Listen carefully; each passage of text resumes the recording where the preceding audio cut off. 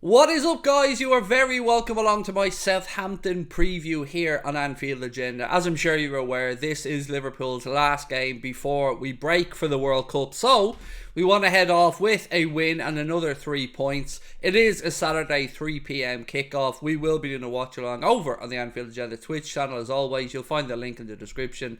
I'm going to go through, give you my projected or my expected Liverpool 11, give you my score prediction, and of course, ask you guys to play along and let me know your thoughts in the comment section. Look, they have changed managers. Will they have the new manager bounce? Well, I hope not. Hopefully that the new manager's new ways don't come into force really until after the World Cup. So I'm hoping that we can avoid a team coming and, playing out of their skin and not like they have been in recent weeks. We should be looking to beat Southampton. With all due respect, I hope to see Gavin Bazunu, Irish goalkeeper, picking the ball out of the net plenty of times before we see the final whistle blown on Saturday. So look, as always, I'm going to fly through now, give you my predicted 11. I'm expecting a win, first and foremost. So let's start with the score, shall we? As you can see, I'm going for a 2-0 home win. And I hope that that's on the conservative side. I really do. I'd like to see us put a few more past them and really head off with a bounce into the break for the World Cup. We know some Liverpool players won't be heading away. It's been very difficult to see Bobby Firmino not picked in the Brazil squad. Obviously, Diogo Jota with injury is out as well. So we will have some players who will get this opportunity to rest. And obviously, Liverpool have a warm weather training camp. So fingers crossed we give them a bit of a spanking and we head into the break with some renewed optimism for what is to come ahead of us, because don't forget, transfer window will be opening after the World Cup. We will be looking to strengthen ahead of that game with Real Madrid, but what we have available for this game, let's go through and see what we do with these starting 11. So look, gotta go with the centre back and the goalkeeper as always. No surprises here. In fact, I probably don't expect to have too many surprises in this team selection for you guys. Alisson Becker, of course, will return between the sticks. But can we all just take a moment to just celebrate Caoimhín Kelleher's penalty-saving magnificence? I believe he's already got the best record of any Liverpool goalkeeper ever from a penalty shootout. So we love that. 3 penalties saved yesterday. As I've always said, you can't go wrong when the Irish are involved. You just can't, You might not want to admit it, but you're here watching an Irishman. You've seen an Irishman last night. Just come to terms with it.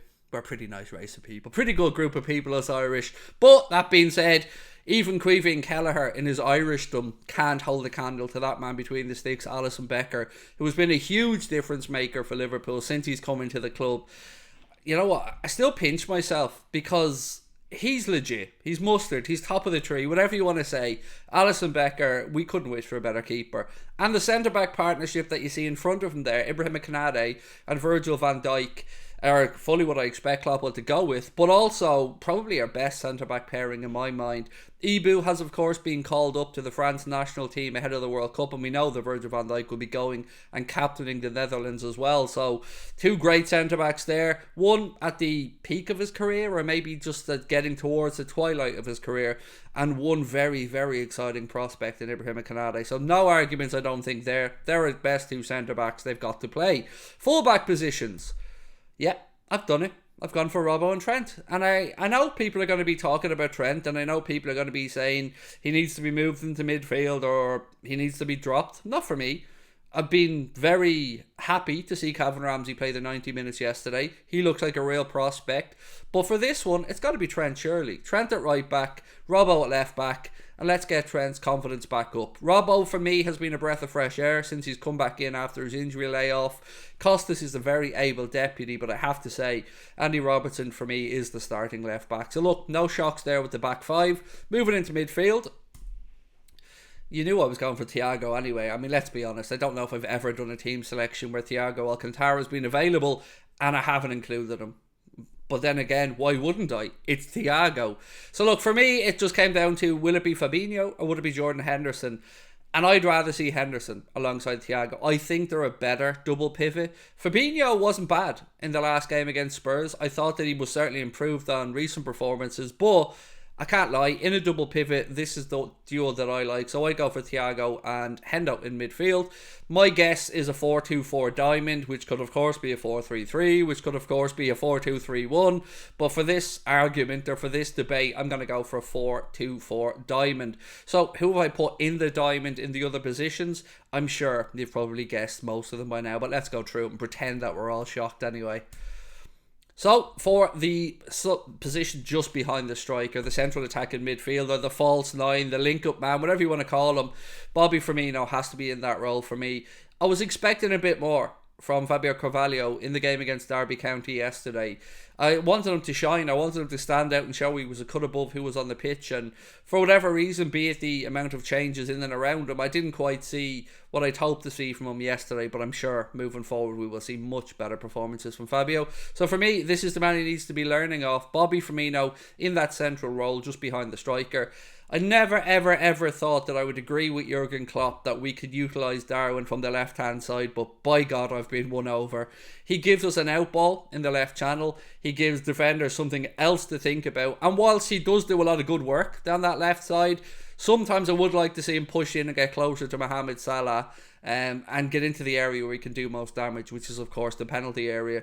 On the right hand side, Harvey Elliott. If we are to move Mohamed Salah central, and that's probably where I'm going with this, let's be honest, you can already guess that. Harvey Elliott to me is the deputy on that right hand side. He certainly livened up the game when he came on against Derby County yesterday. We looked much better when he came on. Everything was going through him. And on the right hand side there with Hendo in to give Trent a bit of assistance as well. If we put Mo centrally, he won't be tripping over him. He won't be getting in his way. So for me, Elliott on the right hand side. And of course, that means that we finish up with the great Egyptian himself, Mohamed Salah, up top.